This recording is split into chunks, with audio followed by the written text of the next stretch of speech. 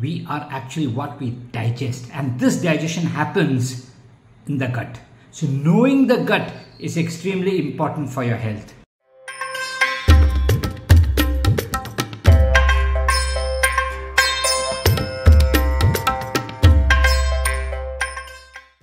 Yet another shloka under the world as doshas.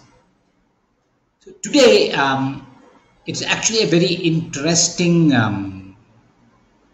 topic. Okay, I'm going to discuss about the gut. We call the gut feeling, right?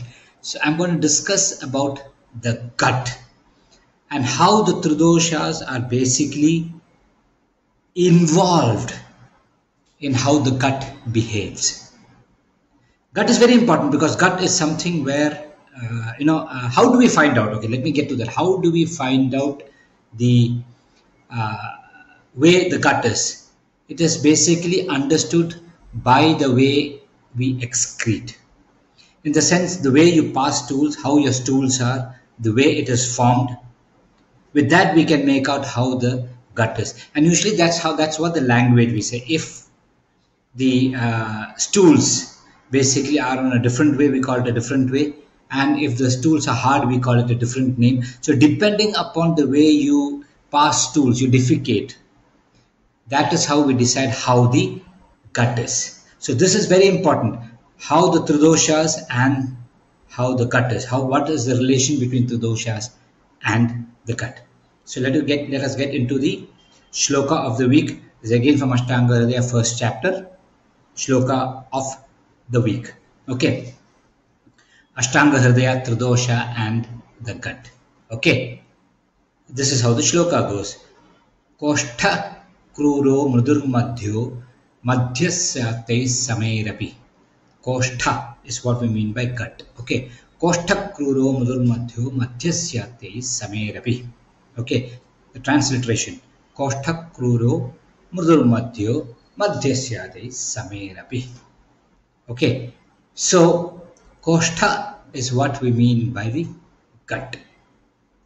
And how is the gut in order? Okay, Vata, Pitta, kapha. You see that word taihi. Taihi is for Vata, Pitta, kapha.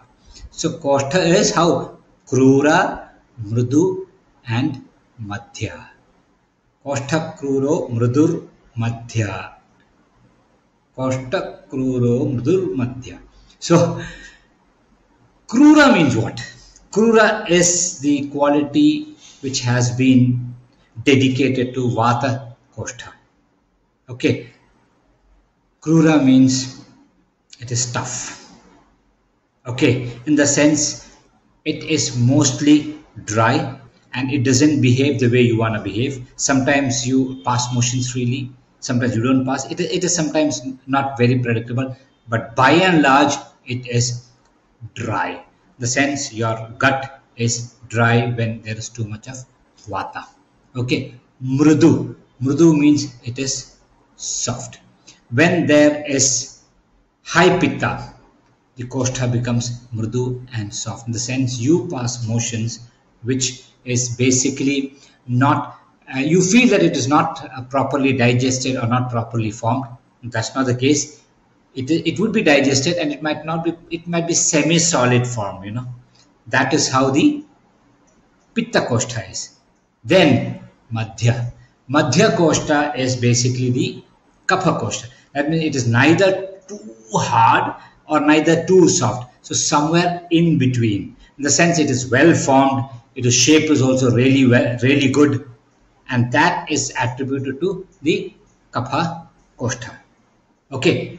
And madhyasyate samerapi. So when it is sama, when the doshas are in balance, when a person has got almost a balanced condition, then also the koshta is madhya. That means it is well formed. So this is how we understand whether a koshta is vata predominant or pitta predominant or kapha predominant. Okay, so let's go through the meaning. The gut is krura. It is tough, it can be rough, it can be dry. Okay, mrudu is soft, madhya is medium for vata, pitta and kapha respectively. But if madhya, Then, but it is, okay, in a Sama person, it is Madhya Koshta. Understood? So this is very important. Okay, let us see what is the significance of this. Knowing one's gut is very important to improve elimination. So if probably you are a Vata person, prakriti wise, you will always have a tendency to get constipated, and when you pass stools also, it will be slightly on the harder side, and it won't be a, how do I call it, a properly formed long way. It will be broken, you know. So these are the qualities of a Vata koshta. So from that you can understand whether you can analyze whether, oh, am I almost always passing stools, or I have got difficulty in passing stools, and it is all broken and hard. Vata. Pitta is somebody, you know, he passes stools pretty soft, in the sense because he's got too much of heat, the metabolism is very high. He passes stools soft, and that is Pitta prakriti. And small things like milk, or sometimes even grape juice or something, can actually lead to very soft bowels. That is basically Pitta prakriti. Okay, kapha prakriti is the what do you call, well formed, and normally what we I have heard this when I take classes for people abroad. They say, you know, the banana shape, you know. So, and if you don't pass a banana shape, people feel that they are not passing the right kind of stools, you know. If everybody passes the banana shape, you know, how can that be possible? Vata prakriti people, or if the person is diseased and he is in a Vata state, his stool will definitely be different from a Pitta, a person who's a Pitta prakriti and has got a Pitta disease, or a Kapha prakriti and a Kapha disease. But by and large, a healthy Vata person cannot pass, or will not pass the typical, what you call, the banana shape. No, every banana shape poop is not a sign. It's not the only sign which a person is healthy. He can also be healthy if he passes broken stools, okay, slightly constipated, or he passes stools which are not properly formed, or you know, semi-solid. Semi-solid is Pitta. So that is one thing I have heard people say, you know, I don't pass stools which is banana shape, so am I not healthy?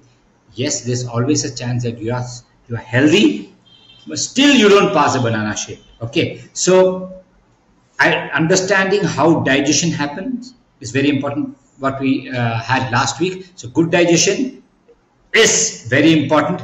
Likewise, elimination also is important. So if you know your Vata, you should know how to work around it. If you're Pitta, you should know how to work around it.